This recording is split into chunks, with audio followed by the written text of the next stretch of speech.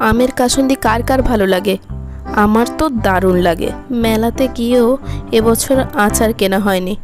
ভাবছিলাম মিক্সড ভেজের আচারটা নিয়ে আসবো, কিন্তু সেটা তো আর হলো না। তাই মা বলল বাড়িতেই কাসুন্দি বানিয়ে ফেল। আমিও আর দেরি না করে চলে গেলাম আকর্ষি নিয়ে আম পাড়তে। কিছু মনে করো না, এটা কিন্তু আমের সিজন। তোমাদেরও জানার ইচ্ছা থাকবে নিশ্চয়ই কিভাবে আমের কাসুন্দি বানাতে হয়। আগের শর্ট ভিডিওতে আমি বলেছিলাম যে আমের কাসুন্দি কিভাবে বানাতে হয় সেটা আমি পরের বড় ভিডিওতে দেখাবো। তো এই জন্যই আমি এখন আমের কাসুন্দি কিভাবে বানাতে হয় সেই রেসিপিটাই নিয়ে এসেছি। এখানে আমি আমগুলো পেড়ে ভালো করে ছাড়িয়ে নিচ্ছি, কারণ আমের যদি একটুও সবুজ অংশ থেকে যায় না তাহলে কাসুন্দি হবে না, সেটা একটু তেতো ভাব চলে আসবে। আর কাসুন্দি করার জন্য অবশ্যই আমের ছালটাকে ভালো করে ছাড়িয়ে নিতে হবে, যেন একটুও সবুজ অংশ না থাকে। আর সেই জন্য কিন্তু আমি অনেকটা অংশ করেই বাদ দিয়ে দিয়েছিলাম।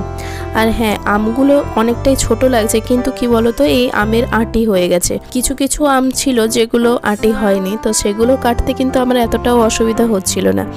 আর যেগুলো আঁটি হয়ে গেছে মানে শক্ত হয়ে গেছে না, সেগুলো আঁটিগুলো কিন্তু বাদ দিতে হচ্ছিল।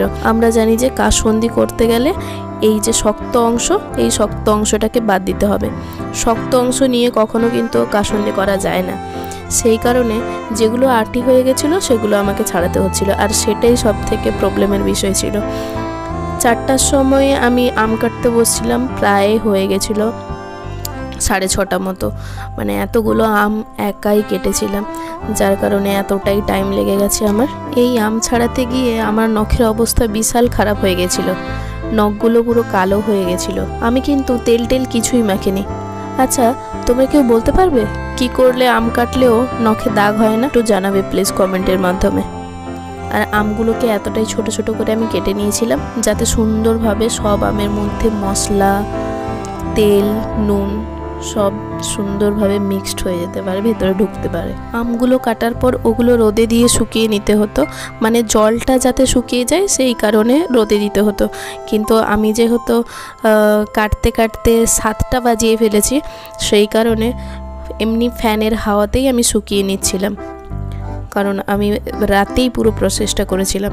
তারপর মা দোকান থেকে শুকনো লঙ্কা, তারপর এখানে জিরে, এটা কালো জিরে, আর এটা হচ্ছে কালো সরিষা আর সরিষার তেল, আর এখানে তেজপাতা নিয়ে এসেছিল। আমি কিন্তু তেজপাতাটা ব্যবহার করিনি। আর গোলমরিচ নিয়ে চলে এসেছিল। তারপর আমি লঙ্কাগুলোকে ভালো করে ভেজে গুঁড়ো করে নিয়েছিলাম, জিরে ভেজে নিয়েছিলাম, আর কালো সরিষাও অল্প করে কড়াই নেড়ে নিয়েছিলাম, কারণ এমনি রোদে দিয়ে শুকিয়ে তারপরে হচ্ছে একটু হালকা গরম হয়ে গেলে ওটাকে গুঁড়ো করতে হতো। সেইখানে যেহেতু এটা সন্ধেবেলা করেছি সেই জন্য এটাকে হালকা করে কড়াই নেড়ে নিয়েছিলাম, আর কিছু করিনি। তারপর পরপর মশলাগুলো এক এক করে গুঁড়ো করে নিয়েছিলাম। এখানে আদা রেখেছি আর রসুন কুচি করে নিয়েছি, আর লঙ্কাও, কাঁচা লঙ্কাও কয়েকটা দিয়েছিলাম। তারপর কড়াইতে তেল দিয়ে, সরিষা তেল দিয়ে মা দিয়ে দিয়েছিল কালো জিরে। এই একটু হালকা গরম হলে কালো জিরে আর হচ্ছে ওই যে কাঁচা জিনিসগুলো ছিল, মানে লঙ্কা, আদা আর রসুন কুচি, এইগুলো দিয়ে ভালো করে নেড়ে নিয়েছিল।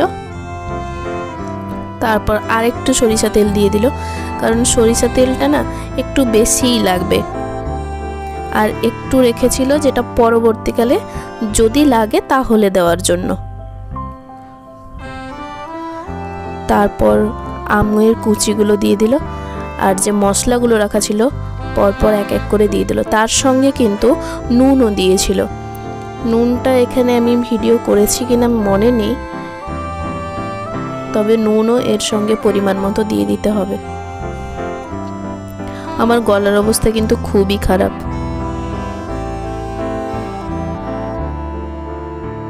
বেশিক্ষণ না রেখে কিন্তু অল্প নাড়াচাড়া করেই এটাকে উঠিয়ে নিচ্ছে। তারপর আমি এটা জারের মধ্যে পুরে নিলাম। জারের মধ্যে তখনই দেওয়া হবে যখন কিন্তু এটা ঠান্ডা হয়ে যাবে। এই ভিডিওটা যে করেছি এটা আমি কিন্তু 3 দিন রোদে দেওয়ার পর তারপর আমি এটা টেস্ট করছিলাম যে কীরকম খেতে হয়েছে। খেতে কিন্তু খুবই সুন্দর হয়েছে, শুধু একটু নুন লাগতো, নুনটা আমি পরে দিয়ে দিলাম। ব্যাস